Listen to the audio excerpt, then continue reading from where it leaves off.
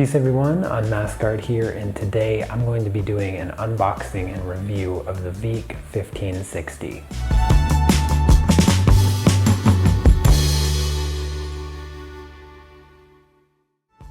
Before the unboxing, let me mention real quick that I did get this monitor for free. However, this video is not sponsored, so you can expect my honest opinion. Anyways, let's go ahead and get to the unboxing.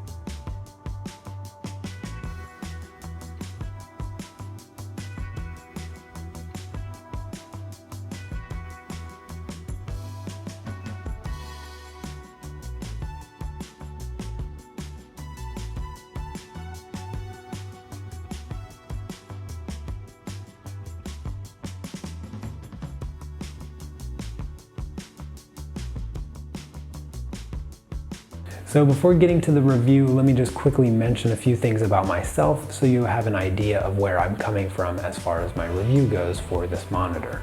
I've used several drawing monitors over the past few years now, and this is the third monitor that I've tested and reviewed. So I have a little bit of experience with these drawing monitors, and for the most part, I am a traditional artist, and what I look for in a good drawing monitor is how easy it is to translate my traditional skills over to the digital medium. So that is what I look for in a drawing monitor.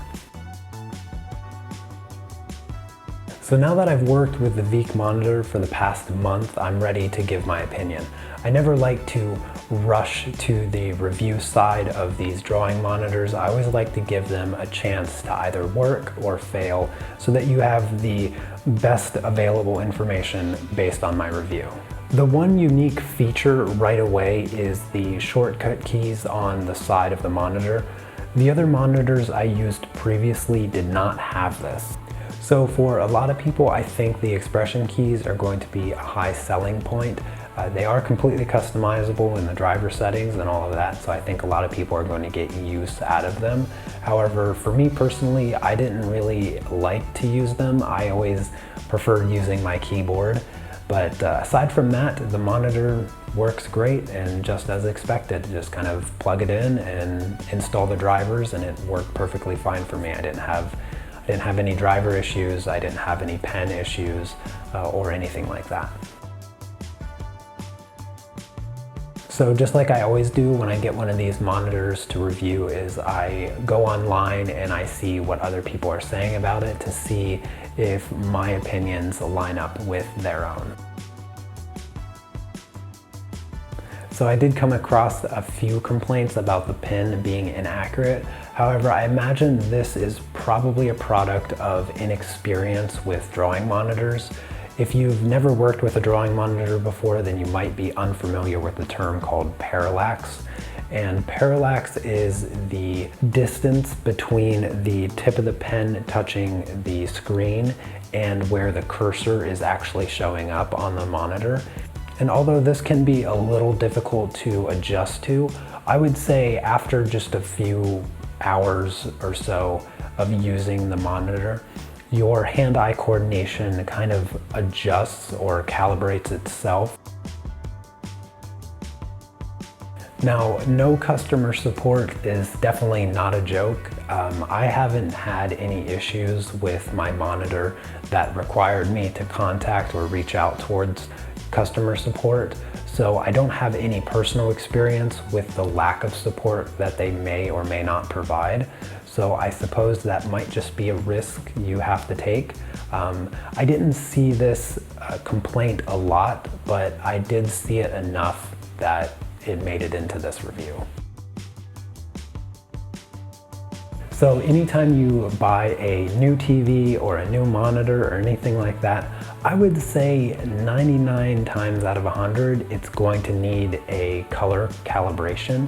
I mean, most people don't take the time to do these kind of calibrations on their TVs and their monitors, but if you are seeking a degree in digital design or graphic design or anything related to graphic art, you're going to be familiar with color calibrating screens. And for the most part, all of the monitors that I've ever used or gotten, I've always spent a considerable amount of time calibrating them correctly because I want the artwork that I create with them to be color accurate. However, this monitor is the only one that I haven't spent any time calibrating.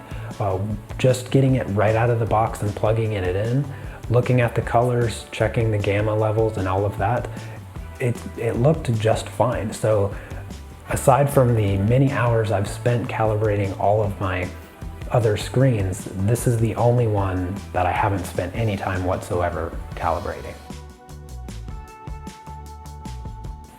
So again, with the pen, I've had this complaint come across on other monitors that I've reviewed as far as needing a lot of pressure on the pen for it to actually draw. But I find that this issue is easily fixed either with the drawing software that you're using. I always use Photoshop, or the actual driver of the pen, because you can change the sensitivity that is required for the pen to draw. And so most of the time I think this is just a user error rather than a mechanical issue with the pen itself. For me, I like a very, very light touch with my pen, so I put the sensitivity like way at the bottom so that it just barely touches the screen and it shows up. And that's the way that I have it. It doesn't require any level of pressure that would be uncomfortable for my hand or what I wouldn't be using with a normal pencil or something like that. Now, I'm not a computer guru or anything like that. I don't really know a lot about software or drivers or anything like that, but I did read the user manual for this monitor, as I did with all of the other drawing monitors I've tested, and it specifically says that, make sure you don't have any other monitor drivers installed when you install this one. And so I made sure I uninstalled my previous monitor drivers before I installed this one. I haven't had any driver issues. I'm working on a Mac OS, so that's about it. Again, another pen complaint. I've come across the pen not having an eraser several times with other monitors as well, and I don't know which brand or which monitor has an eraser with the pen. Like, I imagine it's kind of like a pencil where you flip it around and it turns into an eraser.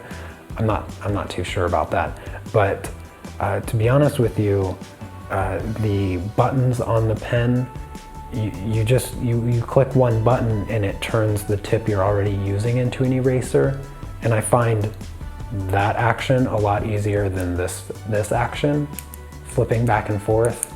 I mean, I don't understand that complaint, to be honest with you. So for the final conclusion, is this drawing monitor worth it? And by worth it, I mean about $300, give or take, depending on if you can find a deal on it. And I would easily give this a yes. In comparison to the other monitors that I've tested, even though this is the smallest of the ones that I've tested, I think if I were to have to choose between the three monitors, I'd probably go with this one. The first thing is that the pen doesn't require charging, which I think is a no-brainer. It's really nice to have the holder on the side as well. So you don't have to charge the pen, which means you don't have to worry about the battery dying. Not quite sure how that works, but it works, and I'm not complaining. The expression keys, even though I don't use them, they're there. So I always have the option of using them, which on the other monitors that I've tested, they did not have the expression keys, which, considering the size of them, made sense for them to put expression keys on them. The one drawback about this monitor, even though it doesn't pertain to me specifically, is that it can't be mounted. There's no mounting bracket availability on the back, so you can't mount this. You have to sit it on the table. But I like it like this anyway, so I never intended to mount any of my monitors except for this one. And so that doesn't bother me, but it might bother somebody. Other than that, I really like the screen. I like the matte finish on the screen. I like that I can see the screen colors accurately from different levels of visibility. My other monitor is not that good. You kind of have to be like square on it in order for the colors to be accurate. And even then, there's still a little high contrast issue. But yeah, I actually like this monitor a lot. This is probably the one that I will continue to use over the other monitor that I've been using for several years now. So I definitely give it 2 thumbs up.